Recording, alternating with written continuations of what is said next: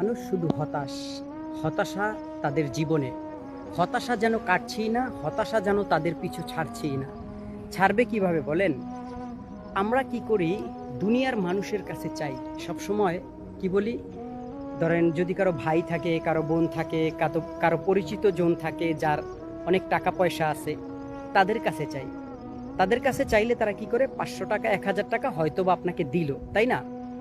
কিন্তু এই ৫০০ টাকা, ১০০০ টাকা, ২০০০ টাকা, ৫০০০ টাকা দিয়ে আপনি কতদিন চলতে পারবেন বলেন?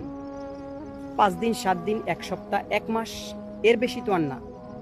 কিন্তু আপনার যার কাছে চাওয়া দরকার, সৃষ্টিকর্তা, যিনি তামাম দুনিয়ার মালিক, যে কিনা আপনাকে যদি দেয় তাহলে আপনার কোনো দিন আর কমতি হবে না, কারো কাছে হাত পাততে হবে না, তার কাছে আমরা চাই না।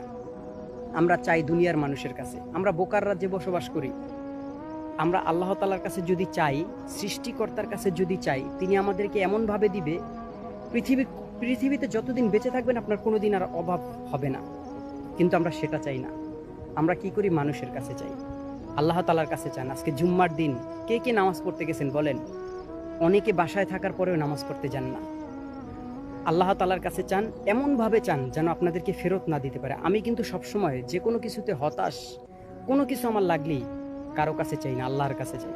কারণ জানি তিনি যতই দিবেন না কেন কোনোদিন কম